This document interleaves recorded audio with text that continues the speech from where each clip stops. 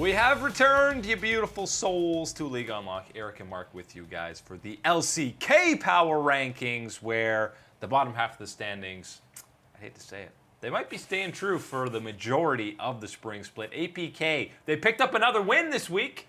Not a series win, let's settle down. A game win, so they're already 2 games ahead of what I was expecting. Hey, there's small improvements, little baby steps every single time.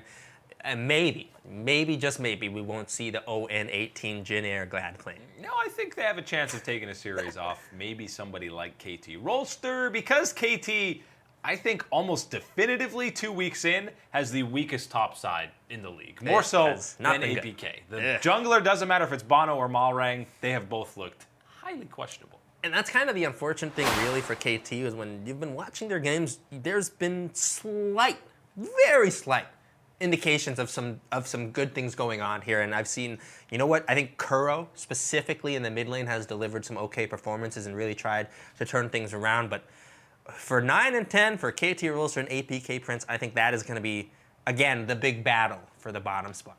And Sandbox had a bit of a disappointing 0-2 week. You saw Fate get some time in the mid lane, and it was a tough 2-0 at the hands of Hanwha. They probably could have won both of those games, and we're talking about a very different ranking if they win that series, but they didn't, so they're 1-3 at 8. Griffin bounces back up a couple of spots. They go 2-0 to move to 2-2. Still a lot of question marks. Sword, even in some of these series wins, goodness. It's like, well, maybe this guy shouldn't be starting, but I was forgetting all about it because I had made my mind forget it, and unfortunately, they won the series. Unfortunately, now I've remembered what I had to see going on in the top lane from Sword, and it was not pretty. No one go back and look at it, please. No, don't watch those VODs. Save yourself. Damwon also moves up to that number 6 spot, and they're 2-2. They've had some solid performances, but it still just feels like these wins are just because they're mechanically better than their opponents, which is the case almost 9 times out of 10.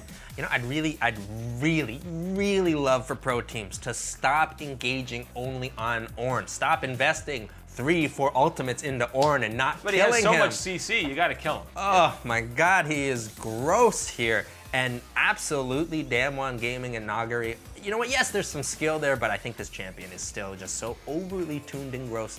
Get him out of here. Yes. Give me the Kale.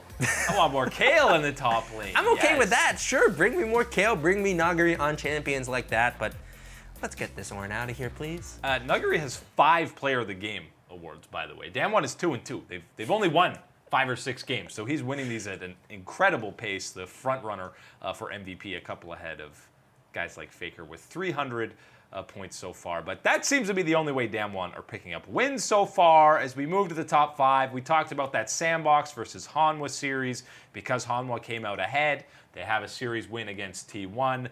Those are 2 impressive series wins, which is enough to keep them within the top 5. Afrika goes down a spot at 3-1, and because they did drop that first game, they're down. And when you had this head-to-head of T1 versus Gen G, which was a series of the week for me, it absolutely delivered in a hyped-up match. T1 comes ahead, but that one was a nail-biter. It was a great match because you had it going both ways for sure, all the way, full match, 3 games here. You want to watch this one here because, yes, you do see a bit of that back and forth between both squads. You see the members of T1 popping off. You see members of Gen G getting their pop off. It was a good series to watch there. Highly recommend that one. But yes, T1 getting the best of this new super squad in Gen G and getting ahead of them at number 2 in the power rankings. Yeah, and for that entire series, there was a lot of positives you could talk about from both squads, but the most important thing is that 2-3 is a very close race right now. Just both 2 out of the 3 games, there was a similar gold lead for the majority of it, and this, you had the attempted kick away from Clid. Clid and Cuz, for a guy replacing him, they had a great back and forth, and both junglers were playing at an incredibly high level. And that was kind of the little thing that was so fantastic about this series is, yes, you were keeping your eyes on what was going on. And you kind of feel like with Gen G, you're looking at this squad, you know a lot of these names, you know what you should be getting here and established. But with T1 and getting a lot of more people to have their eyes on Cuz and Cuz in these type of high pressure situations to really deliver. And oh boy, did he deliver. He had some fantastic plays there. I think game 1 on the Gragas was an absolute masterclass of how to perform on that champion here for what T1 needed.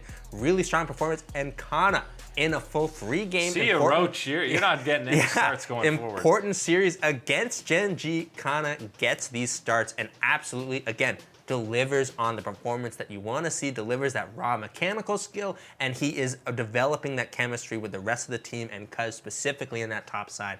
Things are looking good, and yeah, Roach, I don't think we're going to be seeing you, unfortunately. And of course, you got to talk about Teddy and Faker. Faker had one of the better series he's had so far in 2020 spring, and Teddy remains maybe the most consistent AD carry in the LCK. Hey, locking Faker up forever, it's a good move for T1.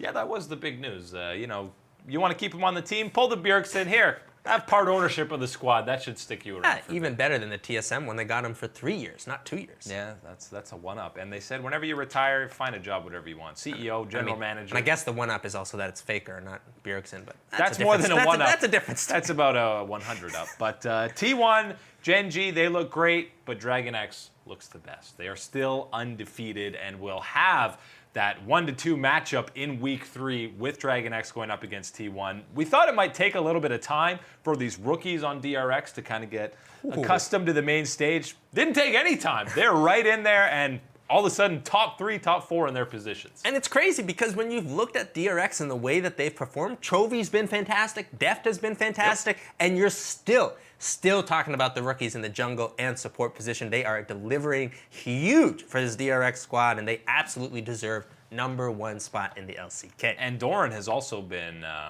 developing pretty quickly. You see CV Max whenever they win, he's giving big hugs. He's just happy to be back coaching and happy to not be dealing with the Griffin organization. That is all the time today for League Unlocked. Eric and Mark with you guys. As always, we'll catch you on the flippity flop.